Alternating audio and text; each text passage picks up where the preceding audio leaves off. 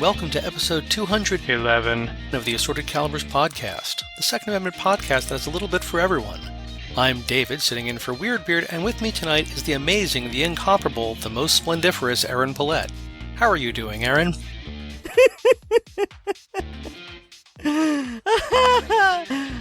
Despite my laughing, it's been a horrible day.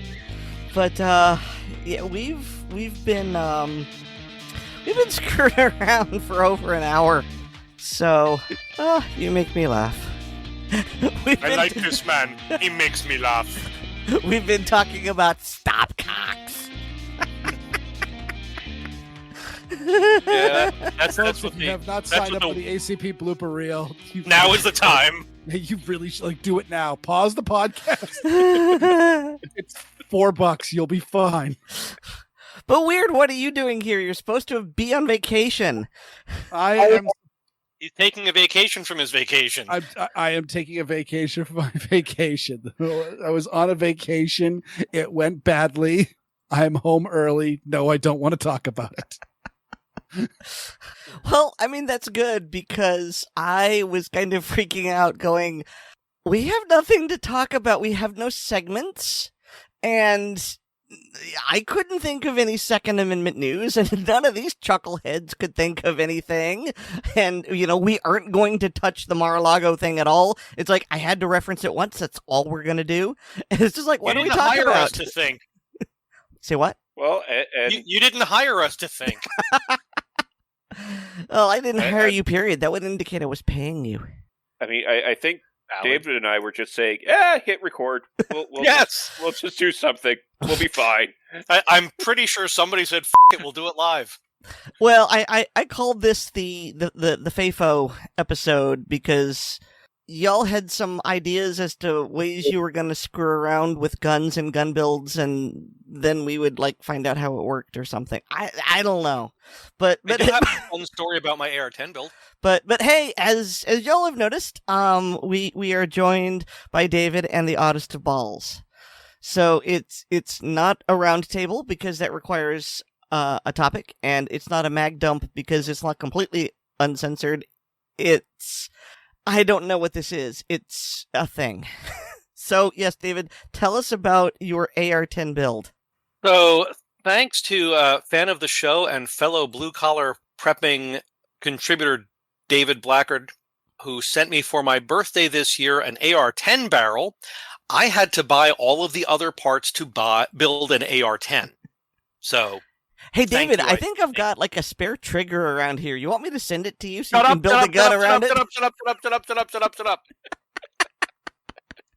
I know how this works. I've got a spare gas tube pin. I need to build another AR. Anywho, so I finally got all of the parts, which wasn't difficult. A little more expensive than I was planning, but it wasn't difficult. It was just waiting for some stuff to come back in stock. Actually, the most challenge I had was with the forend, but I'll get to that later. So I got the upper and lower as recommended. I got them as a set because there are some more variations with AR-10 uppers and lowers than AR-15s. PSA, very nice. Everything fit beautifully. And I had a bunch of parts that I could use from other projects because the fire control group is pretty much identical. There are just a couple of pins that are different, like the takedown and pivot pins are different. The magazine release lever is different, things like that. And I had a spare rifle length buffer tube or receiver extension. Great. Got a nice Magpul stock, fixed stock to go on there. And then I find out that the threaded portion at the back of the buffer tube was cut oversize. And so the screw just doesn't stay in and the stock would just fall off. Okay, so I'll order another one of those. Well, while I'm ordering that, I realized I had not gotten a muzzle device. And I'm not sure what I want to do. So I'll go simple. I just got a 30 caliber A2 style muzzle brake and crush washer. That shows up, and the package for the crush washer is marked 5/8 inches, which is correct for .30 caliber. It doesn't fit on the muzzle of my rifle. So I measure it with a pair of calipers. It's 1/2 inch. It's an AR-15 crush washer. All right, it happens. I mean, if they get mixed up, whatever. Time to build another AR-15 or run the whatever. Yeah, pretty much.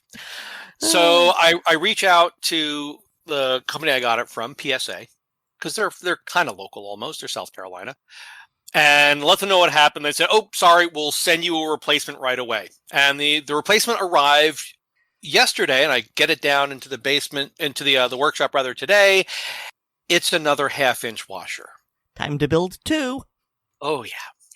So I contacted them again, and I'm gonna have to wait for that, or I'll just go to the hardware store and buy a. The email reads the fug. But I'll just buy a lock washer of the appropriate size if I need to. But I did get the rifle all put together, test fired it, functions just fine. I had an old 3-9 scope that I popped on it. I just need to take it out to a longer range. And then, well, that's part of the project is building the rifle. The next part of it is shooting the rifle. So I had been gathering up 308 brass for a while. I figured I had 100, maybe 150 cases. So ran them through the wet tumbler, and they came out beautiful. For anyone who does reloading, I highly recommend a wet brass tumbler with stainless steel pins. It's like you bought new brass. And I realized I had a lot more cases than I thought. I had over 250 of them. So that's a good problem to have. You did a segment on wet tumbling, didn't you? I did a segment on brass cleaning, yeah. I said what I said. I was being more expansive. Roll in the hay. Yeah, but I picked up at either a yard sale or a gun show an old set of steel 308 dies, and there's a problem with steel reloading dies for rifle cartridges. Number one, if they're in good condition, you do have to lubricate the cases, pretty much every case, because otherwise they will stick. And you try to force it out and it'll rip the rim off the case, and it's just not fun. That's if it's in good condition. Apparently there's a little bit of pitting on the inside of the sizing die. Ooh. So, yeah. Luckily, I have a Cabela's MasterCard, so I've accumulated a bunch of Cabela's bucks. So Daddy has an order from Cabela's on its way. And you can't just order one thing with that. So I got the die set and a couple of other things. And since I was there, a couple hundred of 147 grain 30 caliber bullets. Because I assume the set you got is proper carbide. Yes, that's how it was listed. It's a Hornady, I believe. Okay. Good quality. So you, as of this moment, still don't have a fully functional AR-10. Oh, the rifle is fully functional, just doesn't have a muzzle device on it. All the muzzle device would be is to either control recoil, which is really not necessary, or muzzle flash, which I'm not going to be shooting this thing in low light conditions. Or firing rifle grenades. I don't have either an 07 SOT or whatever it is the guys at Ordnance Lab have. Oh, you don't need anything. To make the rifle grenades, yeah. Well, yeah. I mean, yes. Just make inert rifle grenades. You're just fine. I mean, that's not nearly as fun. Use it to fire lawn darts. Come on. That's not near. Well, okay, the lawn darts are cool. They're lawn darts. That's a cool idea. Kids. They're fun when we're adults. Yeah, and with a 308 blank, launch that thing straight up, and then have everyone run around until it hits the ground again. David had fun with lawn darts the same way I did. They now sell safety lawn darts, and I looked at those. I saw that. Yeah, we looked that up because we were trying to tell my daughter about them. Yeah, I don't understand how can they're lawn darts? They're inherently supposed to be unsafe, right? How else are you supposed to learn? You're supposed to weed out the weak kids. Yeah, it's just no. Called natural selection. Take a biology class. Like that fly I just shot a couple minutes ago. But in the Discord chat, I just put up a picture of the AR-10 that I built the day that I test fired it. So yeah, it's noticeably larger and heavier than an AR-15, but it handles quite well. It's lacking in the muzzle device department. Just imagine it's from California. Or Massachusetts. Or New York, or New Jersey, or Maryland, or... All of my spicy guns have flat crowned muzzles just like that. But I can't, David, because I can see a distinct pistol grip. That's not California compliant. Okay. It would be Massachusetts compliant in the before times. It would be everywhere compliant if you go before times enough. And hopefully in the future times. Yes. If one of the 8 lawsuits is successful. Hey, that sounds like a segue. Why don't you tell us more about that, Oddball? How many states have assault weapon bans? Is it 9 or magazine capacity limit bans? I think it's 8 or 9, isn't it? I don't know off the top of my head. That sounds like that might be right. And I believe that there are lawsuits against all of them now, aren't there? Yes, there are. Among printer goes brrr. Among other gun lawsuits. But yeah, there are a bunch of lawsuits against assault weapons bans. There's also a number of lawsuits against magazine capacity regulations specifically. And there is at least one lawsuit against the California handgun roster. That one needs to die in a fire. Oh, yeah. My only complaint is that they went after the California handgun roster, which is an absolute disaster. And I am so worried that they picked the nastiest of them so that it potentially will it will go after it will only strike down the horribleness going on there and not go after the crap in Maryland and Massachusetts. I don't know who else has one. It depends. If Thomas is given the majority decision to write on that, that's true. So that is our prayer. So one of the assault weapons ban lawsuits is for Maryland, and that's actually one of the ones that's the furthest along, I believe. And that is, in my opinion, a really, really good one because Maryland, low-hanging fruit of the assault. Maryland is right up there with Massachusetts, where they essentially just copy pasted the 1994 assault weapons ban before the sunset kicked in. Right. And so, they copied the federal ban, but they left off the sunset, not before it kicked in. Correct. And so that was how Massachusetts, we have the added bonus of Mara Healy and her magic divining rod that is able to read paragraphs and paragraphs of law in between the lines of the actual law that all us mere mortals can read. Right.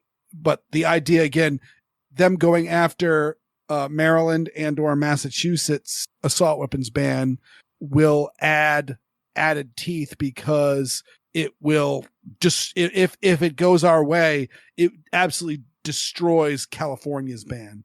Right. And California with their ever running Schrodinger. Oh, well, you can't have a detachable magazine, but bullet buttons don't count. Right. And with their handgun roster in California, isn't it now set up so that for any gun that's added to have to be removed? Mm-hmm. So eventually there will be none?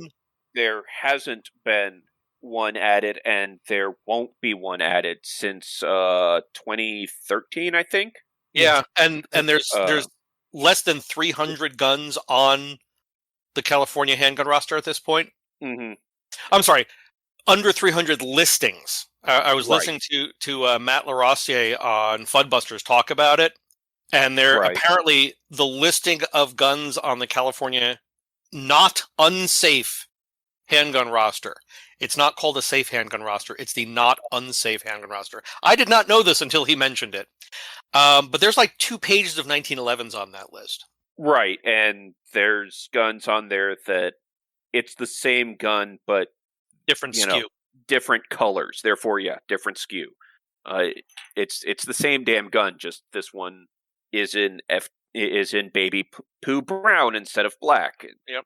One of the interesting points he raised when he was talking about the California roster was that California is the only reason that Glock still makes the Gen 3. Huh. Because if they stop making it, they can't get another handgun on that roster without way more hoops than they want to deal with, but the Gen 3 Glock is already on there, so right. if they want that market, they have to keep making it. But the Gen 3 Glock has fallen out of copyright or trademark or whatever. Patent protection, which is why you're seeing all of these Glock clones like your new toy. Yes. Because I went to PSA to buy a bunch of Let me Glock mags. real quick. It's a very silly place. We're bearing the lead here. You mentioned that there's no new laws since 2000 something or other in no new guns on the list. California. Yes. Yeah, and you forgot to mention the reason why, and I think our listeners should hear that out.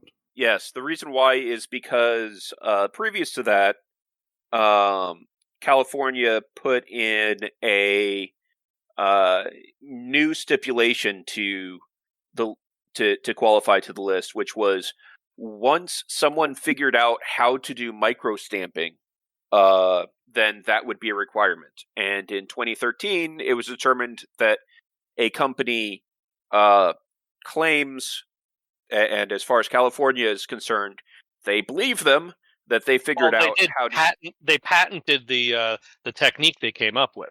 Right. For microstamping. And since it exists, well, now all guns have to have microstamping, and it isn't actually possible. Right, it doesn't actually work. All it does is it makes the firing pin more fragile and expensive, and more expensive to manufacture. And the stamping doesn't actually the success rate in actually clearly imprinting a stamp into the case head is very low. And that's on a new firing pin. Yes. And from what I read about that, the success rate of clearly reading the imprint from a new firing pin statistically approaches zero.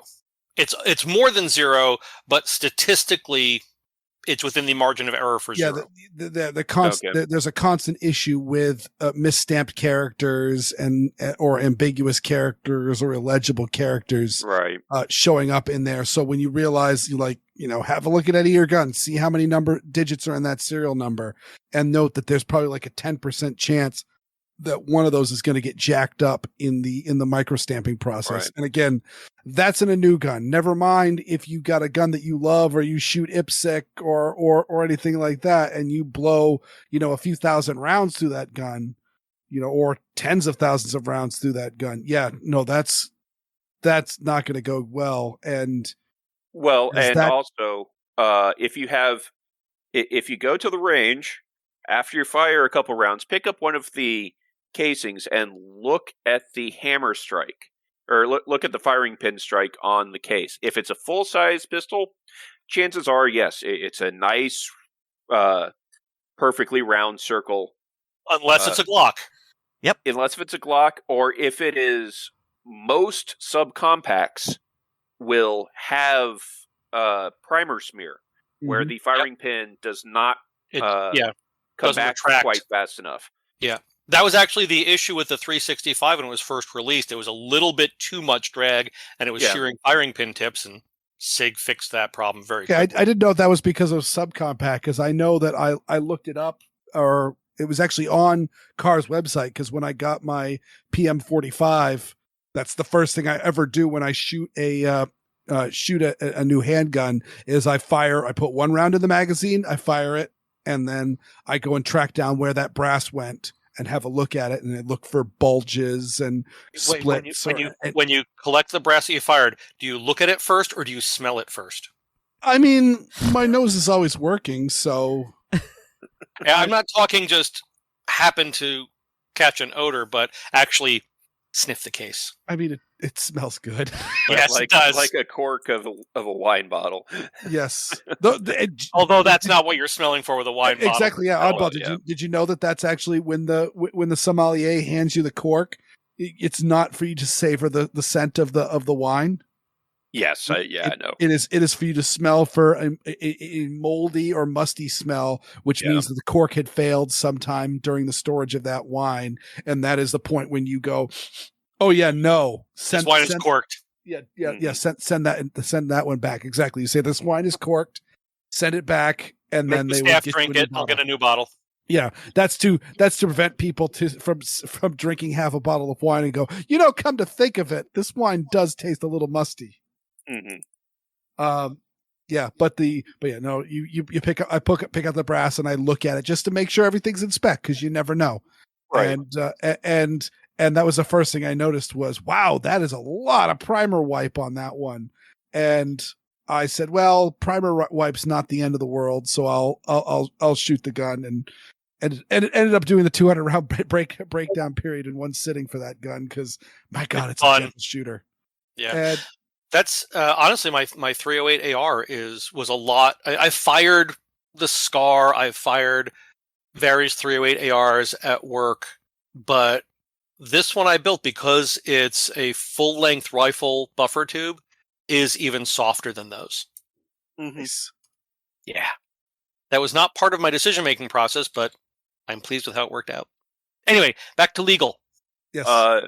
So the fact that microstamping is now a requirement in California means that, you're not getting a new pistol on the handgun roster out there.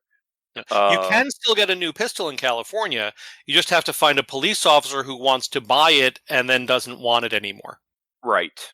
Same or other similar reasons, like my car PM45. I don't know California's law, but in Massachusetts, the handgun safety roster only applies to FFLs. So an FFL cannot transfer an off-roster handgun to you. You can own as many off-roster handguns as you want. And actually, there was an instance where a big box chain moved into Massachusetts and did not hire a Massachusetts lawyer to double check all of their P's and Q's. And they said, they found the unsecret firearms list and went, okay, we could sell all that. And they loaded their inventory with Glocks, and word got out, and they sold a whole lot of Glocks, because people were like, they're selling new Glocks at the it was Bass Pro Shop. They're selling new Glocks at the Bass Pro Shop, and people were flocking to it. And then a local gun shop finked on them. And and so they suddenly now had they suddenly went, oh wait, it's illegal for us to do this. And so they turned around and they turned around and called for them back, and people brought them back. But if you didn't want to bring them back, it did mean that Bass Pro Shop was going to have to pay a fine. But that gun was legally yours, because you had legal transfer papers for it. And same thing goes with if somebody moves into the state with off-roster handguns, or a police officer wants to sell you an off-roster handgun. That is perfectly legal in Massachusetts, and evidently in California as well. Now, one of the set of the types of gun lawsuits that have come out of the opening of the floodgates, that is NYSERPA, that I wasn't really expecting, is there are a bunch of lawsuits against various states, including the state of Tennessee, about the prohibition of anyone between the ages of 18 and 20 carrying firearms. Yeah, I wasn't expecting that either. I should have, but it was interesting to see, because after all, at age of 18, you can join the military, you can sign a contract, you can own property, et cetera, et cetera. You are legally adult in the eyes of federal and state law, but you can't carry a handgun unless you're active or honorably discharged military in Tennessee. Right. So you could sign up for a student loan that's non-dischargeable by bankruptcy. That's a big one. That non-dischargeable part had several steps.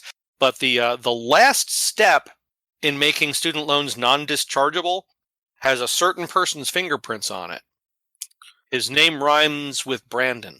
But to try to steer away from politics. Yeah, well, non-Second Amendment politics. Right. It's been interesting to see the various states trying to argue that the Second Amendment, which all of the anti-gunners always talk about, well, the Second Amendment is about militia, and now the states are trying to argue that, oh no, the Second Amendment wasn't meant for folks between the ages of 18 and 20. Yep. Yeah, the backbone of the militia. Right. Oh, and did you? I know you did, because I think we were talking about it earlier. The one, was it one legislature or more than one legislature talking about how, well, we had previously banned groups of people from owning guns, so that has history and tradition in this country to ban groups of people from owning guns. Oh, that was that was actually a lawyer for, I want to say, the state of Minnesota. Minnesota. Yes. The fact that historically both the U.S. government and the English and the Crown before the U.S. government existed had banned groups like Indians, no gun for you. Black people, and Indians, black people, Jews. I didn't know that, but I wouldn't be surprised. Well, it's another aspect of New York City during the Sullivan era, and actually later. Well, see, I thought we were still talking about like Revolutionary era. Yeah, they were they were talking about history older, and tradition. Yeah. But even in but the point I was making is that all rural areas that would try to keep Jews and Mormons and anyone who was not the predominant religion from being armed. But the point that I was making was that if you had told me that the British had prohibited Jews from carrying weapons in the 13 colonies, I would go, I didn't know that, but it doesn't surprise me. Yeah. I would perhaps foolishly just accept it at face value and not investigate and be like, yeah, probably. Right. Keep in mind that around I think it was not long after the revolution was when Britain actually made it legal for Jews to move out of England. Prior to that, it wasn't allowed. Because a friend of mine was tracing his genealogy and found that his family, he actually found out he was Jewish this way, but his family had moved from England to Canada and then Canada to the US. And he did some more tracing and with the routes and everything, and found out that, I may not be remembering all the details correct here, but it was interesting, was that that route was taken because they could not move directly from England to the US because they were Jewish, which I had not heard before. But again, as Erin said, if you told me that, I would have said, oh, I don't know that, but it doesn't surprise me. So any other lawsuits, Oddball? I mean, I'm sure there are. Yes, there are. There are lots of lawsuits. Like I said, there's a ton of them. I mean, I'm literally asking you in earnest because I can't even keep track of all of them. Which is why I was addressing them as categories of lawsuits. Yeah, I mean, I'm specifically following the Maryland assault weapons ban and the California magazine ban because those ones have the biggest implication to me. And there's also the handgun roster also affects me in Massachusetts. Right. But boy, there's and I believe there's It isn't the one that the Ninth Circuit decided to send back down in a desperate attempt of a delay tactic. Isn't that an assault weapons ban case in California? I honestly don't remember anymore. Maybe I know the Maryland one is further along, and again, that one I'm super interested in because that one is probably one of the more kinder and gentler assault weapons bans, if you will. And also that one doesn't have to go as high up to affect you directly as the California one, because I believe both Massachusetts and Maryland are under the Fourth Circuit. So if the Fourth Circuit says it's unconstitutional, then bam, that should also immediately apply to the Massachusetts one. Mm-hmm. Now, there's the whole thing if we also have all of the states that are throwing tantrums and New York passing laws in direct opposition of the Supreme Court's findings with the NYSERPA case. Yes, like New York, who right now it is currently impossible to get a carry permit in the state of New York, and probably will be for at least a year. Yep. Not to mention that a fellow I know in New York, and I just shared this in the Discord chat, his post, he owns several gun stores in the Albany, New York area, and he posted, this September, every semi-automatic rifle will require a New York State semi-automatic rifle license. Any semi-automatic rifle, regardless of caliber or feeding method, will require this for purchase or transfer. Grandpa's Winchester 63 tube-fed 22? Yep. Marlin Model 60? Yep. Ruger 1022? Yep. This month at Guns Inc. is FUKH month. Come and get 'em. If you are a lawful gun owner and are tired of being treated worse than a criminal, vote. Your rights depend on it. And FUKH is not a typo. If you know the name of the current governor of the state, it'll make more sense. But yeah, that's one of the things that New York decided to do was, oh yeah, you want to buy a semi-auto rifle? Screw you. Because that is about as well thought out as any of the other laws that they've recently put together, and is already, from what other people there have said, running a multi-month backlog. So, yeah, so come September, because people, it's August now, people started trying to get their semi-automatic rifle license, and I think the state police is administering that as well, are completely overwhelmed already. Because one thing the law apparently did not include was more payroll.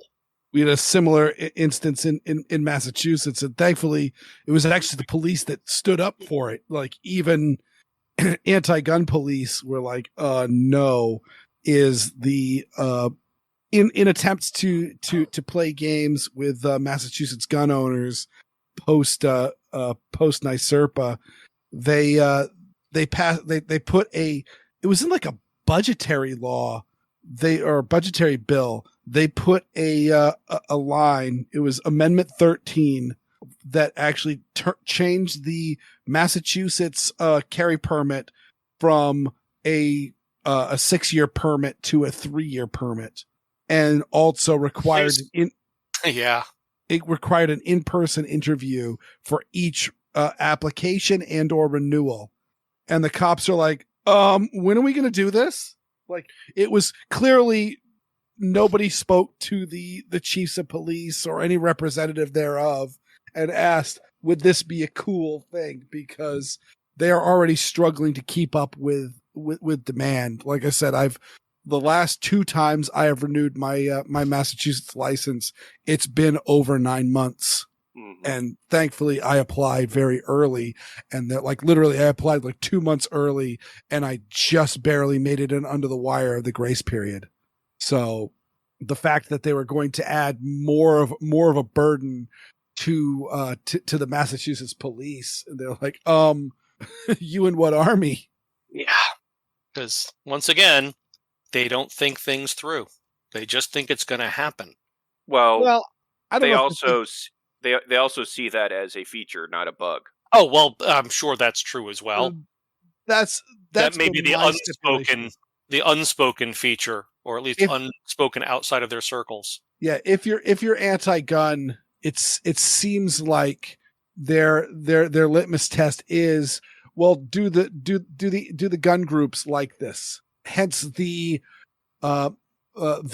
cooling off period for gun buying. Like, that's a complete fabrication. Anyone who says, oh, you need a 7-day waiting period in California because it's a cooling off period, it's designed so that someone can't buy a gun just by, sheer audacity, and they need to have a few minutes to settle their soul and think it through. And in fact, no, it is, you have this period was through because it used to have to send the 4473 in the mail to I think it was West Virginia, and to the West Virginia office for them to, or it might have been Langley, but either the FBI or the ATF would review your background and then either send a proceed or not proceed by mail, and so it needed at least 7 days for it to go and come back. And now it's done instantly, so we don't need it. Well, they said, well, the gun owners are all going, good, the instant check system, this is awesome. We get to comply with the law, and we get rid of this stupid waiting period. Well, we'll keep the stupid waiting period. Yeah. Well, and the stupid waiting period, I'm sure, cuts down on the number of sales at, like, gun shows, etc. Because absolutely, it's one thing to, like, I know a bunch of the dealers at the local gun shows, they travel around and go to several gun shows in the region, not just the state. And if you say, okay, even a 3 or 4 day waiting period, that's past, even if you bought it on first thing Saturday morning, you'd have to figure out how to get it from them the next week when they might be a couple 100 miles away. Yep. And yeah, same thing goes with, like, I was just in Vermont. Excuse me, I'm going to Vermont. I was just in Rhode Island, and we drove past a gun shop. And I went, oh, look, a gun shop. My dad was like, Dad, you want to go gun shopping on this vacation? I'm like, well, yes. When do I not want to go gun shopping? Right? Yes. But as anybody who follows me knows, I'm the co-host of Handgun Radio. Handguns are kind of my thing, and you cannot buy handguns at an out of state FFL. You'll need to have it shipped to the FFL of your choice inside the state. And I'm just like, yeah, no, it's really probably not worth the trouble. And so no, I didn't step in. Doesn't mean you can't look. But yeah, but I could be in Western Massachusetts and, be on vacation and see a gun shop or, nearby and go, hey, let's just pop in. Hey, that looks really, really good. And I could just buy it and bring it home. But in the, if there was a waiting period, yes, that would mean I would have to buy it and then turn around and come back a week later. Hey, Weird, when you were up in Rhode Island, did you get a drink from a bubbler? I did not, actually, not a single time, and I did not drink a Narragansett because nobody offered me one. Oh. It was, if I'd seen a Narragansett, Pissa. oh my God, would I have one? Oh, I love Narragansett. There's brother, actually an Italian deli just down the street from my office that carries that Narragansett lager. Yeah, kind of shocked me, but yeah, did you try it? No, because just about the only time I'm near that deli is when I go to that deli for lunch when I'm at work, and I'm pretty sure everyone involved would frown upon me grabbing a sandwich and then coming back to the office and cracking open a cold one at my desk. One of the IT training companies I used to work for, and I've been there for a few years at this point, and one day an email went around saying that it is not allowed to come back from lunch drunk. Mm-hmm. I'm like, okay, who caused the safety brief? Mm-hmm. So what I'm hearing is that if I'm drunk, I don't have to come back to work. Well, that's a good valid point as well, but what other people said, so if I'm drunk when I get here in the morning, then still being drunk after lunch is okay.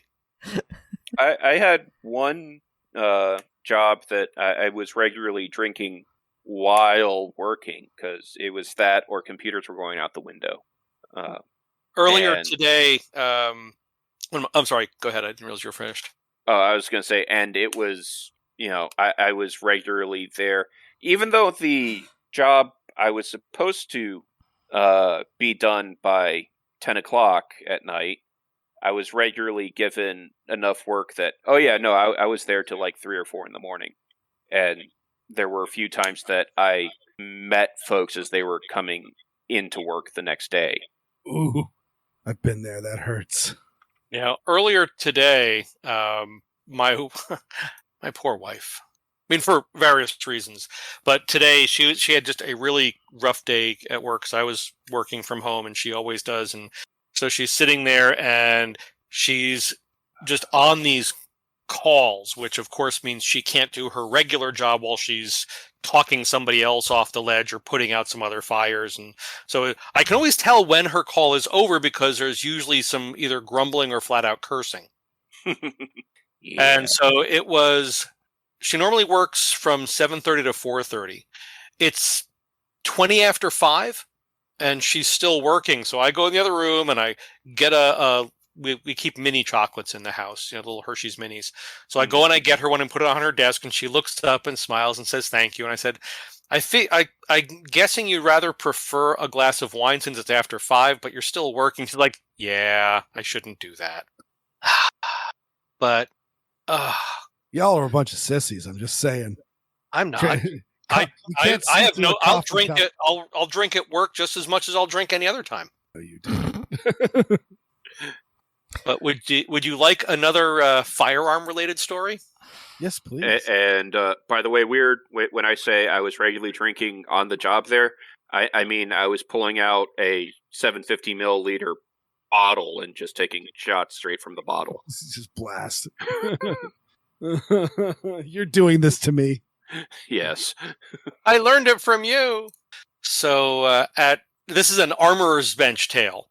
So the other day I was at work and a customer had dropped off, and I'm pretty sure it was a high standard revolver.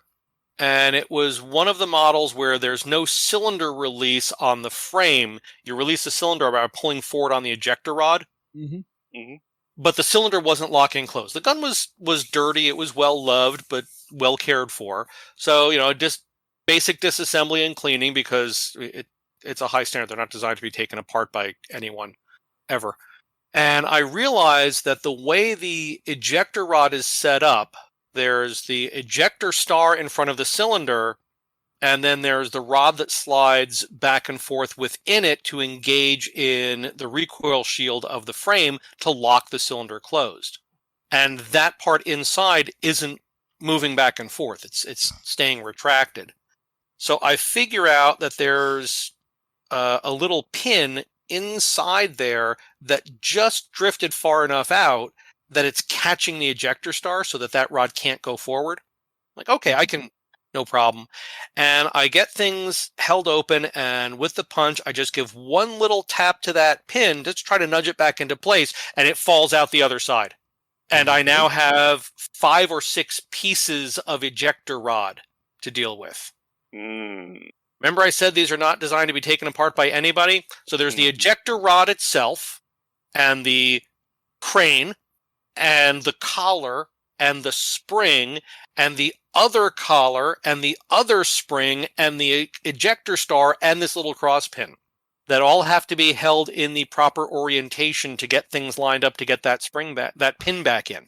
I will just say to commiserate with you, David, I remember the first time, really any time, I've detail stripped a 1911, and I believe it's when you pull the safety out. Which one is the pin that holds the disconnector and the sear in place?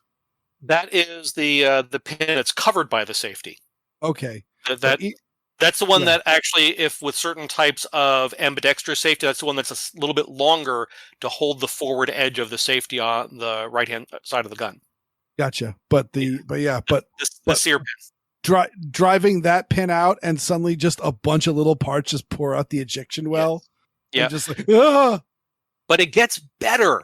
Oh. Because the little collar that has the hole through it that lines up with the ejector rod, which has a hole through it, and the ejector star shaft, which has a hole through it, all have to line up so you can drive the pin through. The little collar is not flush with the front of the ejector star. It has to be pushed in about 1/8 of an inch to get the things to line up. All of this under spring tension of 2 or 3 different springs. So I actually had to make a tool. I had one of the cleaning rods that somebody had decided to use as a clearing rod. So it was already mangled. And filed it down so that it would fit around the ejector rod and push this collar in just far enough to line things up. So I had that rod clamped in the vise. I got everything lined up. I got the fellow who does receiving to come over because I was at least 1, maybe 3 hands short to get everything taken care of. So he's got 1 hand holding certain parts. I've got 2 hands holding other parts and the pin and the punch. And in his other hand, I just give this a couple of taps just until it bites, and then I can get it the rest of the way in. And I worked on getting that back together for about 2.5, 3 hours because I had to make the tool. Well, first I had to figure out how it went together and then try it several times and then figure out I needed a tool, figure out what I was going to use to make the tool, then make the tool, and finally got it back together. And I'm like, oh, never again. I mean, high standard revolvers are nice budget revolvers, but they are not designed to be serviced. And how do you charge for that, David? I'm just the armorer. I'm paid hourly, and they pay a flat fee for a cleaning. So they got their money's worth. Because I also cleaned out the accumulated gunk from inside the cylinder boss that would not have been accessible any other way. But also, there's no HVAC in receiving because it was intended just to be a storage room, not where people actually worked. So there's no HVAC back there. There's a little floor fan that the receiving guy brings in, or that he brought in and stays there. So it's like mid to upper 80 degrees Fahrenheit and humid. And I'm trying to hold this little tiny pin and these little springs with hands that are dripping with sweat. And I didn't lose any pieces, and I got it all together. And it's like I'm driving home, and I'm just, all this is going through my head. Just all of this. And I get home, it's like, if I drank, I would have a water glass full of liquor right now. And I would hopefully be unconscious before it was done. David, it's never too late to start. I've talked to my wife about teaching me how to drink. The problem is it just tastes so revolting to me. Yeah, maybe at some point I need to make another batch of pie, and maybe you can try a little bit of that, because like I said, or like Panya said, she also despises the taste of alcohol, but that stuff she can drink. But I mean, I'm on record as hating most alcohols because they taste nasty, and I have a definite preference towards the candy flavored ones. I mean, for crying out loud, rum is fermented sugarcane. Hello. Mm-hmm. Yep. Also, it's not talked about very much, but most commercial rums out there not only are fermented sugarcane, but they usually add a little bit of sugar to the bottle when they actually bottle it, so it is actually sweetened as well. Yeah. And of course, my wife makes mead. She makes a dry mead, but you can also you know how good her mead is, Erin. Well, yes, she gave me a bottle to take home at LibertyCon. Oh, because we love you. Because we love you. And that's a deposit bottle, just in case that wasn't clear. You bring it back, you get another full one. Ooh. Oh. Don't threaten Erin with a good time. I mean, thank you for reminding me. I'm going to pour some right now. Well played. But so my wife makes her mead a dry mead, but there's also what's referred to as back sweetened mead, which is after the fermentation is done and the yeast has all been killed and clarified, you add more honey. Mm-hmm. Some people add sugar, but you're supposed to add honey. Yeah. And so you get the flavor of the mead, but you get the additional sweetness of the unprocessed honey. And that's, from what I understand, from what people have said, that generally the mead when you buy, like at a Renaissance festival or in a liquor store, the back sweetened type of mead is usually what you're getting. Mm-hmm. It'll certainly be more of a crowd pleaser. Yeah, unless you prefer dry. But earlier, Oddball had mentioned the legislation about, or the part of the lawsuit about people not being able to purchase handguns from an FFL who are between the ages of 18 and 21? Carry. Well, I think it's federal law that they can't purchase them from an FFL until they're 21. Correct. They can purchase them in private, but not from an FFL. Correct. But Yeah. the lawsuits that The laws are for the state for carry? Have been carry. Yeah. Okay, I thought there was also one at the federal level. There might be. Okay. Part of the problem is trying to track the zillions of lawsuits and also wade through all of the people going, oh, well, because of NYSERPA, that means that this law is already deemed unconstitutional and has been struck down. So, no, it hasn't. There are court cases. It's going to take years. Yeah. Well, the reason that came back to my mind was that somebody posted this image from a local grocery store or convenience store. It's a sign, a printed sign, not a handwritten sign, but a printed sign on the dairy cold case. And it says, notice, state law prohibits the sale of whipped cream dispensers to anyone under the age of 21. State-issued photo ID will be required. Thank you. Yeah, I believe it. What was the name of that Devo song?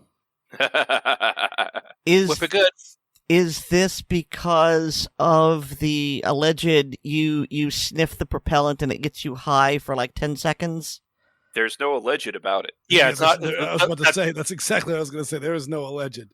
That's called whippets. And yes, what you do is you take a couple of deep breaths, exhale as much as you can, holding the canister upright so that none of the contents come out. You basically depress the nozzle while inhaling, and you get a lungful of CO2, which blocks oxygen transfer. No, it's nitrous oxide. Oh, it is nitrous oxide. Okay, I thought it was CO2. Gas. Okay, I thought it was CO2. I thought traditionally whippets were CO2. Oh, it's interestingly enough, like if you've ever had like nitrous oxide at the dentist, you may suddenly get the noticing of I'm suddenly reminded of whipped cream. There is a distinct odor to nitrous oxide. And yeah, it is one that if you enjoy a lot of whipped cream out of the can is one that you will be very familiar with. And yes, there are people who buy the little CO2 cartridges and pop those up open and huff those as well, just because they're that freaking desperate for a high. Or at least it's not as bad as huffing paint cans.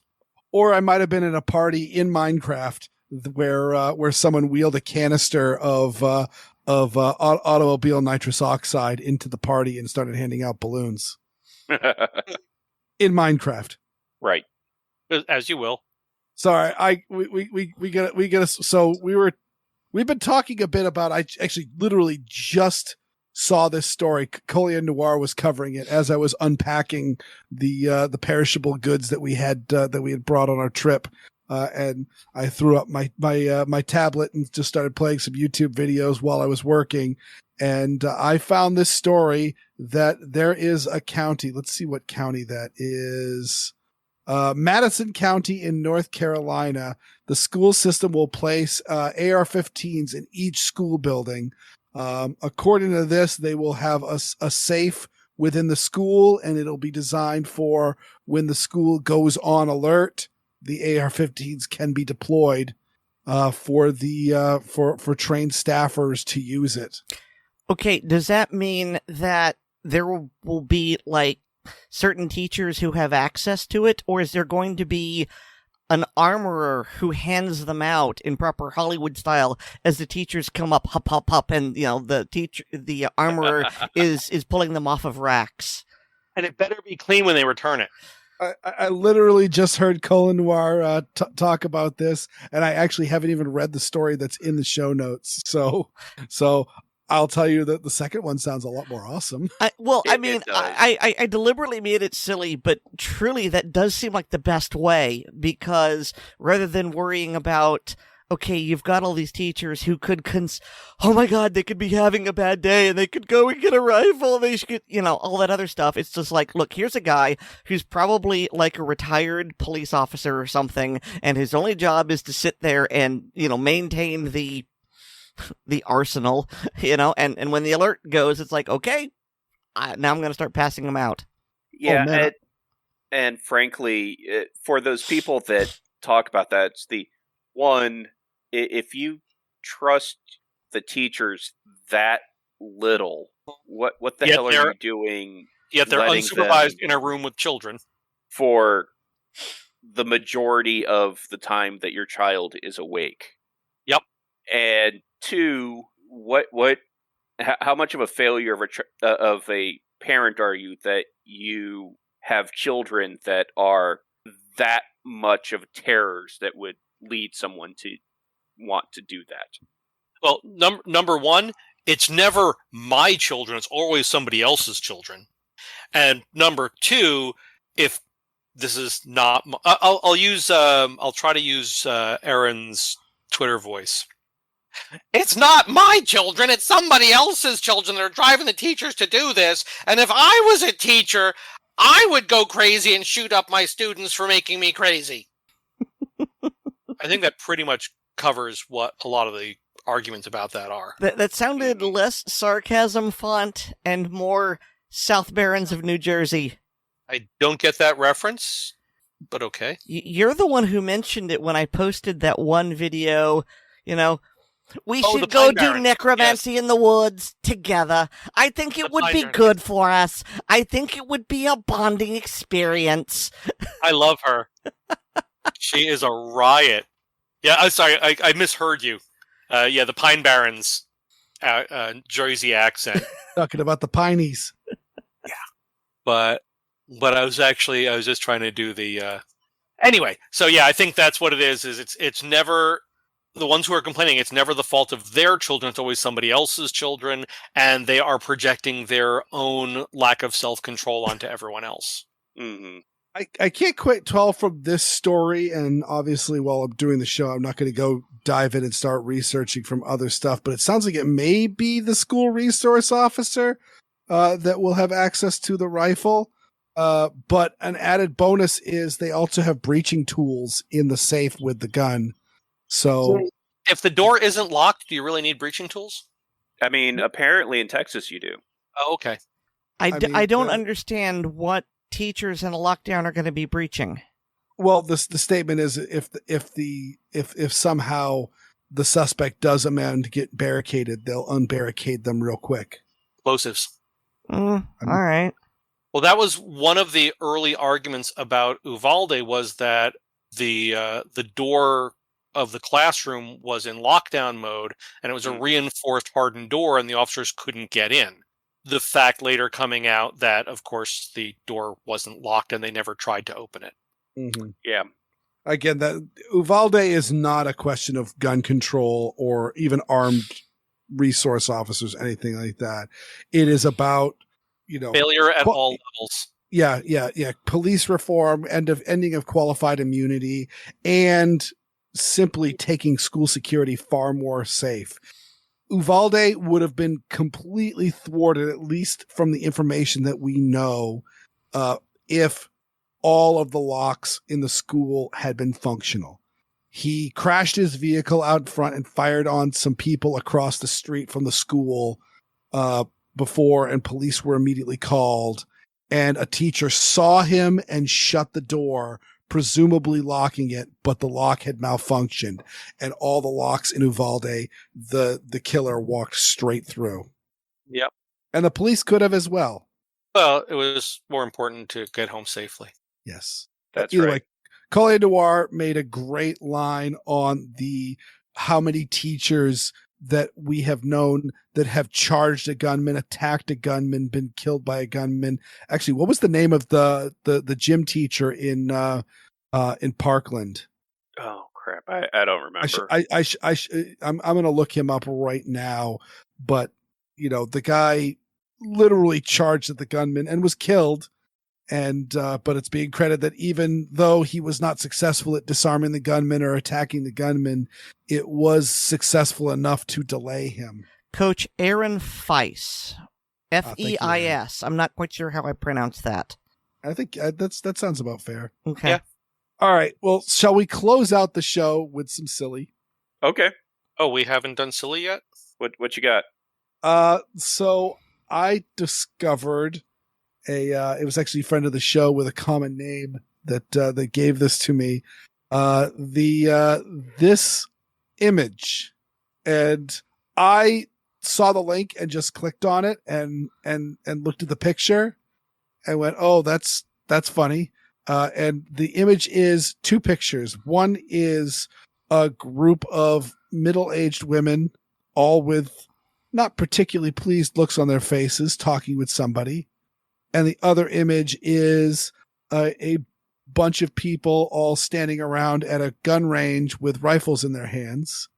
And I would like to note that the people at the gun range have excellent muzzle and trigger discipline. That is Yes. that is correct. They excellent muzzle and trigger discipline, which is, and let me tell you, that's shots like that where people are lined up with rifles. It is very, very difficult to. You can often have an image where it looks like you might be flagging someone when in fact you're not, and even then they did a Flattened good job. image, and you don't get the sense of depth. Exactly. And the top image is the one that I described first is how Jan welcomes friends in Texas District 24. And the bottom one is how Beth welcomes friends in Texas 24. And I went, oh, that's cute. And then I realized that the Twitter feed that it was from Jan McDowell for Congress. So literally the woman. Not the other candidate. Yes. Right. I mean, I've joked about this in my weird audio fisc that anti-gunners are often, older women, and they're often just joyless harpies. And I am not saying any of these women in this picture are in fact joyless harpies, but boy, Jan did a really good job of painting that picture. They're all just got sour looks on their face. When that first showed up on Twitter, or I think it was Twitter, somebody posted up a link and I was able to view it. I'm not on Twitter, but I was able to view it. And the comments. Oh yeah, my God, the comments of, well, that decides that I'm voting for Beth. Or Jan must be rethinking her marketing hire right now, or things like that. Mm-hmm. I mean, it might have had the desired effect in other states, but this was in Texas, for crying out loud. Yeah. That was also in a lot of comments. That you do realize you're in Texas, right? And I don't know what Texas District 24 is, what cities that contains, but even if it contains Austin, there's a bunch of liberals in Austin that own guns. So it's, even if you were someone that was, oh yeah, no, I don't like Beth, I'm not going to vote for the Republican, we need more Democratic leadership in Texas. So the Texas 24th Congressional District is north of and between Fort Worth and Dallas. Okay. To give a visual, here's the map of it. So it's an irregular chunk right in the middle of Austin with this little weird uvula type thing sticking up off the top. Yeah, that is a prime example of gerrymandering. Okay, right there. That's interesting. Yours says Senate. Mine says 24th Congressional District. Is there a difference? I have to wonder. You might be looking at House. Well, I yeah. Oh yeah. Yeah. Is it? No, that doesn't make sense. Let me have a look. Yeah, because the Wikipedia thing that I posted. I wonder if what David posted up was. No, that wouldn't be state senate, because surely if the state senate would be a smaller district. Yeah. I would hope so. No, that is the state senate. Yeah, no, that is the state senate. I got the wrong image. I apologize. I guess there's a number of significantly smaller districts then for the state. Well, here you go. This is the map of the state senate districts and the counties they serve. What's interesting to me is looking at this map is that some of the state senate districts split counties. Oh yeah, that's not uncommon at all. No, but it's only a few. I mean, the Hey, Senate. I'm Bob the Necromancer. Sorry. Hi, Bob the Necromancer. Is he romancing next? Sorry, just, clicked on the wrong tab and the video auto started. Yeah. Okay, so the district that we're really talking about is the one that's right in between Dallas and Fort Worth. As I said. Yep, I just got the wrong one. So I've been to that area. I have a friend who lives there. I was there for an NRA event. I was there for work. There are, in that particular area between the Dallas and Fort Worth metroplexes, probably more gun shops than in some states. So I'm not sure if Jan's message is going to play that well. Yeah, I think I saw somebody looked up the district, and yeah, Jan does not have a good chance. Yeah, Beth is basically going, thanks for the free publicity. Yeah. And it's I heard someone comment, and again, I can't speak for this. I've looked it up. I certainly know that Jan has never held office in Texas, at least as far as I can tell.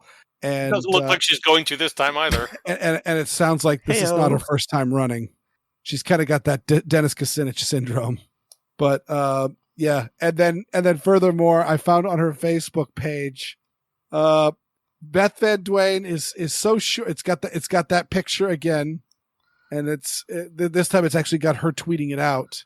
Oh, by the way, for in the Beth photo, two of the people in the photo, I don't know who the other two. One's an African American man who's also smiling, which is another thorn in the side because there are young people and there are African American, there are minorities. Jan has a woman who, if I had to guess, is Asian or Hispanic. It's hard to tell from what's going through, but Jan is mostly blocking the view of her. Yeah, she is heavily obscured by Jan's face, which is for a further allegory that she probably doesn't want to have in her ad. But two of the members are Dana Lash, who is not smiling. Yes, Dana. We know you have trouble with smiling. I've seen her smile. I've seen her smile as well, but yeah, and she was doing the serious face. Yeah, angry Dana face, which we're all huge fans of. But the other ones, the person beside Dana in the photo is Congresswoman Lauren Boebert, who is cute as a button. You're just so she's tiny. adorable. Mm-hmm. Yeah. Yes, and according to the internet, she's somewhere between 5'3" and 5'6". 6'7". But yes, so it turns out I was on her Facebook page causing shenanigans, and I realized that she had posted more. And a very recent post is Beth Van Dwayne is so sure that our district will reelect her no matter what that she has no problem spitting in the faces of those affected by gun violence. We have to prove her wrong. As of now, 26,683 people have died from gun violence in 2022.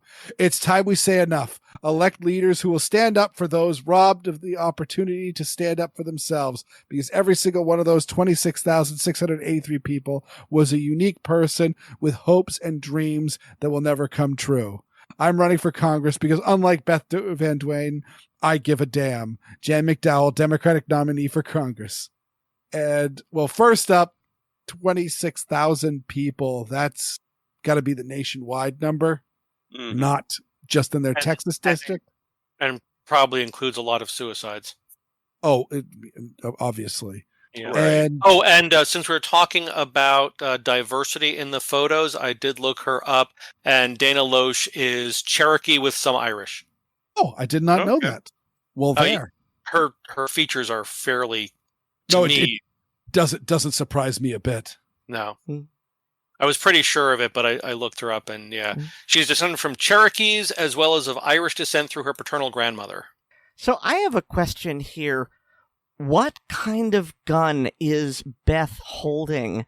Because it's got the carry handle, and I'm having some trouble identifying that. It looks like a semi-auto saw, or it might be a full auto saw. Yeah. No. Or it's M249 and possibly. Yeah, I was thinking M249 or because M60. that's not a carry handle, that's an optic. Oh, you mean the carry handle on the barrel? Yeah, sorry. Yeah, the thing that's right next to her chin. That's a shoulder thing that goes up.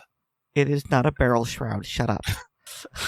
But yeah, that looks like the full stock para version of an M249. Okay. Mm-hmm. Dana looks like one of the HK or HK clones. Yeah, it's a G36 of some flavor. Yep. The fellow all the way on the right, or on the left rather, has obviously a Barrett with a can on it. With a can. Honey, he went to Barrett. Yeah. Smiley Blue Jacket has. It just looks like an AR. Like an A2 flat top AR. And I think Lauren Boebert has a Scar. Yeah, it looks like a Scar, a Scar Light, Scar 5.56, based on the size of the magazine. Well, so it's a diverse group of people with a diverse group of firearms. Mm-hmm. And it seems appropriate that Dana has the "you suck and we hate you" gun. I was going to go with Teutonic, but okay. Well, potato. But either way, I love the fact that Jan is likening them to murderers or suicides or violence in general, just because they are training and shooting. And a bunch of people in her comment section have brought up Uvalde, as if that makes any sense. And either way, I just encourage people to point and laugh, because this is just a level of tone deaf that does us nothing but favors. Yeah, but it in the pro-gun movement, it does us nothing but favors, but returning gun support to a non-denominational phase, it doesn't help. I don't know, because it does also point out the fact that no, if you're liberal and have a gun, or you're centrist and have a gun, yeah, we're saying there's nothing wrong with that. Well, I meant the ad itself. Oh yeah, is obviously because Jan and her people believe that that's a winning, a winning campaign element. Is, oh, you have guns, you must be evil, violent people. And Jan is not alone in that. She's not in a vacuum in that.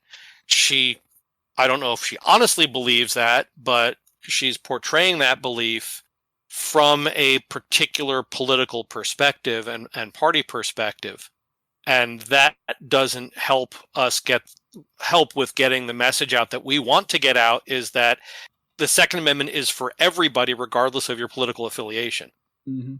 And everybody should be working to protect the Second Amendment, regardless of your political affiliation. Hear, hear.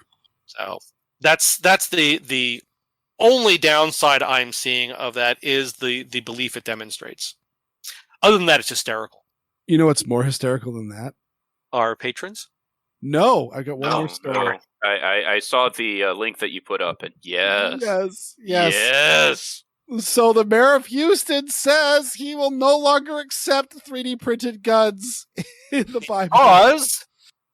Because somebody walked in with, how many guns was it? Let's see. 56, I believe. Yep. So this is different. This is different from the guy who showed up with 63 of them. This might have been 63. Or it might have been 63. Yeah, this is the guy that showed up with the cardboard box. Yeah. Yeah, he said he spent like $150 or something on materials and such, because he obviously didn't want to get nabbed from the Undetectable Gun Act, so he had to put in some metal parts. But I figure out of that $150, about $50 of it was filament, and the rest was screws and bolts and whatnot. I mean, I think with that number, it's probably more filament than that, but it depends on the amount of infill. Yeah, especially if he actually printed them good enough to be shot, because you pretty much have to do 100% infill. Oh yeah. But if I was doing that and I knew that they were going right to the scrapper, I wouldn't waste the extra filament making sure they were functional. Well, oh yeah, 10% infill. Yeah. So if somebody did decide to shoot one, that's their problem. Yep. It kind of reminds me of Law Dog's story about arresting some guy who had a revolver in .45 Colt, and it was loaded with 44 Magnum cartridges that had electrical tape wrapped around them so they fit. Mm-hmm. And after they arrested this guy and took the gun and unloaded it, Law Dog apparently looked at his partner or whatever and said, "Can't we just give it back to him and let him go?" Yeah. He'll learn. But yes, and Yeah, so they're not accepting ghost quote unquote guns because they got played. Yeah, he spent like about $150 total, and I believe the running cost was like $50 per gun handed in. It was $50 to $150 depending on the type of firearm. Right. And he had a variety of 3D printed guns, and some of them, I believe, were at the $150 level because they were quote-unquote assault weapons. Yeah, that, and they were paying more for handguns because that's what's most commonly used. Yep. So what did he clear? What was his gross? It's like several grand. Yeah, I remember somebody pointed out that he did, in fact, collect enough that he could go buy a Barrett. Then he cleared over 10 grand. No, you can get a Barrett for 8. That's not much better. Do you understand how that's not much better? It's better. Yeah, and so as a result of this, what did this particular, I don't even know if it was the county level or state level, but there was a ruling made. And what was that ruling? That they would no longer accept ghost guns at buybacks. And so there's a very interesting, it's not even a tweet, but it's a side-by-side about how someone is saying, we've got to get ghost guns off the street. Man turns in 50, 60, whatever ghost guns at gun buyback. We aren't accepting ghost guns anymore, says city, county, state. So I just pulled up an article from the one of the Houston news sources. By the way, according to this, sorry, dude. So from a Houston area news source that says that this guy sold back 63 guns and cleared 3,150. Yeah, that's what I see here in that post. I'll put that up on the in the show notes as well. But yeah, he 62 3D printed guns cost him about $186, made $3,100 in gift cards. Yeah, he claimed making the weapons only cost $3 each. Yeah, that's a good return on investment.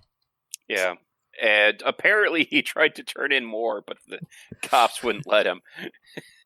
Well, they're also in that other article, they were saying that people were turned away because of long wait times. Mm-hmm. But yeah, this particular article, and it may be very, very same one that you found weird, has a picture of the cardboard box full of guns. Yes. But and you also can see the extra money he spent on springs and screws. The one I have linked also has a bunch of mild-mannered 22 and sporting guns. There's one image where a guy's got like 2 very, very ancient, very, very garbage revolvers. Mm-hmm.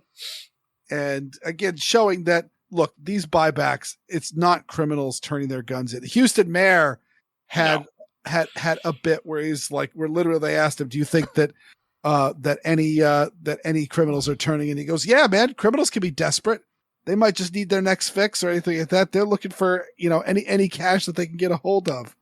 It's one of those like, still know the value of a gun, and they may want to be willing to sell their gun to get a fix or do something or just to get rid of it. But yeah, for a $50 gift card versus a couple $100 or a whole bunch of drugs from somebody, they'll take that. And yeah, these are all essentially family heirlooms. These are hand-me-downs to ungrateful heirs that wanted no part of grandpa's duck gun or the revolver that Grandma kept in her sock drawer. Mm-hmm. Yep. And they just went, well, let's get rid of these. And I've been raised to be afraid of guns, so therefore I can't walk into a gun shop. They'll shoot me. Right.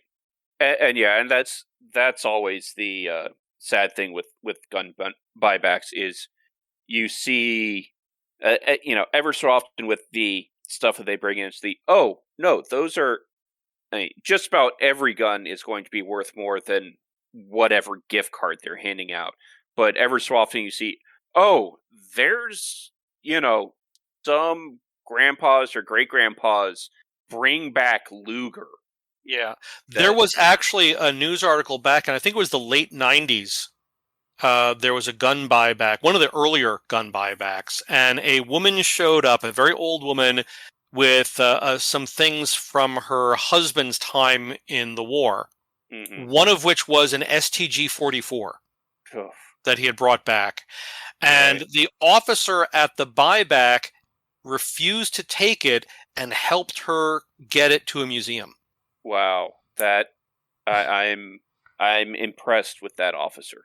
Mm-hmm. But again, this was in like the mid to late 90s. Mm-hmm. So the indoctrination hadn't gone as far. Yeah, but still, that's one of those things that, honestly, regardless of his feelings, he could have gotten into some serious shit for that. And I'm impressed that he did the right thing and helped her get it to a museum. That, or tell her you do realize that if you go to a gun shop, they'll give you lots of money for this, right? Yeah. Well, I mean, like I said, it was a bring back STG-44.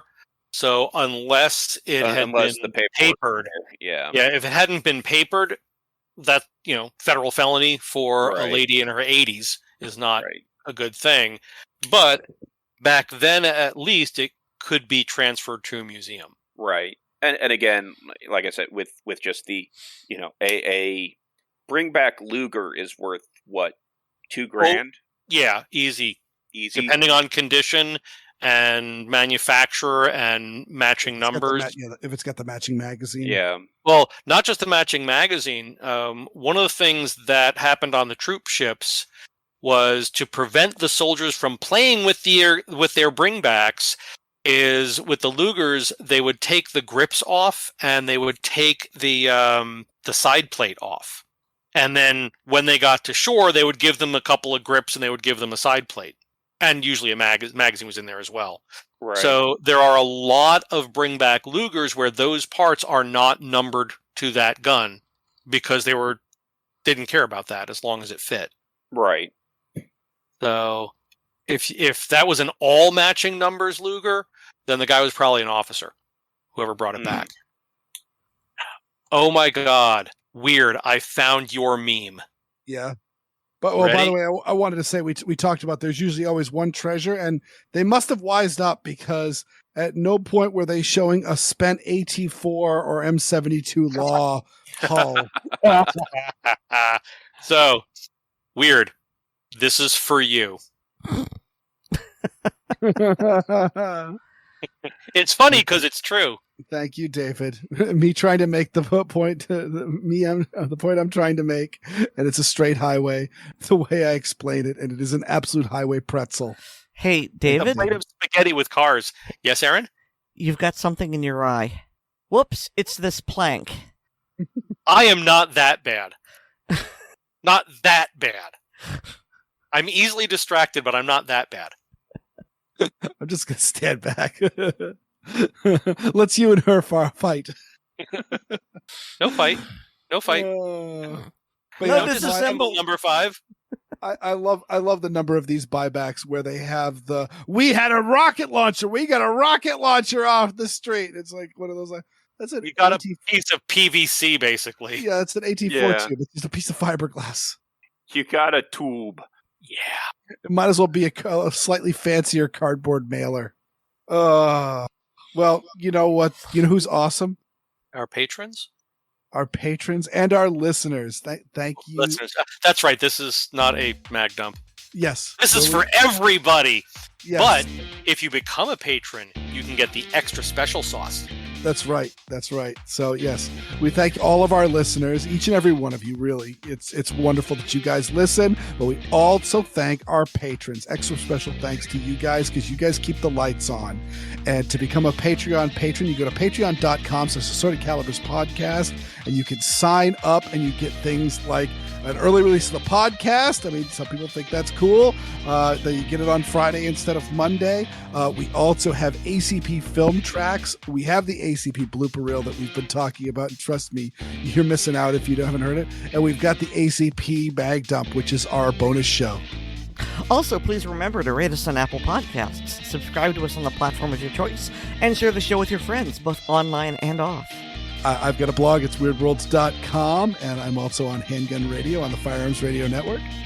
And you can find me at, linkter.ee/Erin Paulette. And David, do you want to plug yourself? Personal question. I usually only do that before going to sleep to help relax me. But yes, I am also, obviously I'm here. I'm also occasionally on Handgun Radio. You wanted to have me back for homemade firearms. I am a contributor on Blue Collar Prepping at bluecollarprepping.blogspot.com. I'm also a published author under the name Brenna Bach, Brena, and I can be found on Amazon. Please buy my books. Oddball?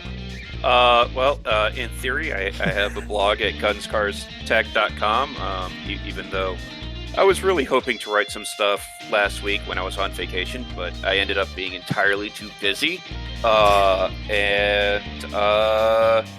If you are going to Dragon Con over Labor Day weekend, drop me a note and we'll see about meeting up. I'll be down there in Atlanta over Labor Day weekend. Also, Oddball is a published author as well under the pen name Diane Steele. Danielle. Oh, Danielle Steele. Oh, I ruined it.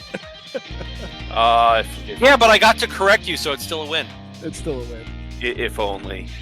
Yeah, right? He'd be sleeping on a bed of gold bricks with pillows and $100 bills. And the mountains of trash guns I would own. For some reason, I now have this image of Oddball rolling naked in a bed full of Altors. I was thinking Smog the Golden atop a pile of like High Points and Lorsons. Yes. Ivor Johnsons and Smith & Wesson Escorts. Literally, he gets up and they're stiff grafted to his skin. I'll just rub this Jennings against my nipple. Yes. And then he'll reach around behind himself to scratch, pull out a revolver, hand it to somebody. Watch this. For those who don't know, that is a History of the World Part 1 reference. And by the way, Oddball's laughter is of pure joy because, like, oh, wouldn't that be great? Right? Yeah. Okay, Oddball, if you had to give up one, and that would be either trash guns or knives, which would you give up and why? Is his name Sophie? Honestly, probably trash guns, because I use my knives. That's what I figured you would say. You use your trash guns occasionally. Well, yes, but I use at least one of my knives pretty much every day. Yeah. How do people who don't carry a pocket knife live? Seriously. I don't. They know people with pocket knives who will let them use them or use them at their request, I guess. Or they gnaw at packages with their teeth. And that's why I started keeping one of those ceramic parrot knives at the office. that was my loaner knife whenever anybody asked me for a knife. The one you gave me is still in its packaging. It's mint. Yes! That's not going to increase its value, David. It will protect people. It's like a safety cage. All right, Aaron, get us out of here. I have no idea. Our sanity is assorted, and so is our podcast. Good night, everybody. We'll take it. Good night. I'm feeling much better now. Me too, honestly, because... Good night, folks. Good night, everyone.